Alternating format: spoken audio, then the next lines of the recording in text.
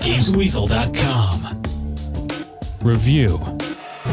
Vin Diesel, yes, the big movie star, is a gamer, which should be good news if he's in a game and he's providing his likeness and his voice. His company, Tygon Studios, oversaw Escape from Butcher Bay, and it was one of the best games on the Xbox. So can Vin appear in yet another fantastic game, this time in Barcelona instead of space? Well, it's complicated, and I'll explain why. Wheelman takes the GTA-style open world of racing and gun combat, and puts the emphasis on driving. When pelting along at full speed, it does feel like you're playing something like Burnout, which can't be a bad thing. And with a flick of the right analog stick, you can ram other cars to the left, right or in front and cause them to flip over in a satisfying ball of flames. You can also airjack other vehicles by locking onto them and leaping from the car you're driving onto the roof of the other, yanking out the driver, and this seamlessly does continue your escape or pursuit if your car was on fire. You won't spend much time on foot, but when it is called for, you can lock onto enemies and duck behind objects if you need to clear out an enemy gang. You can also use your bullets inside the car as well in the form of aimed shots and cyclone super moves. If you have enough focus in your focus meter acquired from driving well, you can tap the D-pad to slow everything down and get a view from inside the car. Now you can destroy cars, bikes and roadblocks by lining up your crosshair with the target and releasing a single deadly shot. Now it all sounds and looks good, doesn't it? The problem just comes with some of the execution.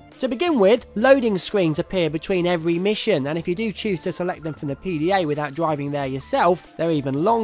Now because a lot of missions are relatively short, that's a lot of loading screens you'll be staring at. The side missions are also a bit samey. There are lots of different missions dotted around the city, such as escaping the cops, being a taxi driver, performing hits, etc. But once you've done one, they don't vary enough when you do another one in a different location. When it comes to how the game looks, the Unreal Engine provides a great frame rate and speedy action, but some of the textures look dreadful. Bullet holes sometimes float in front of objects, and Vin himself looks a bit like Mr. Potato Head. He looked much better in the Xbox Riddick game. Reflections on cars are also cheated. They're not real-time reflections of what's around you, so you end up with the same building and skyline following you around. Look behind you and it's nowhere to be seen. Creepy. Wheelman certainly provides some brainless action, and I'm sure the film provides the same. Just don't expect any deep gameplay or that extra spit and polish you've seen from recent AAA titles. Wheelman gets a fun 6 out of 10.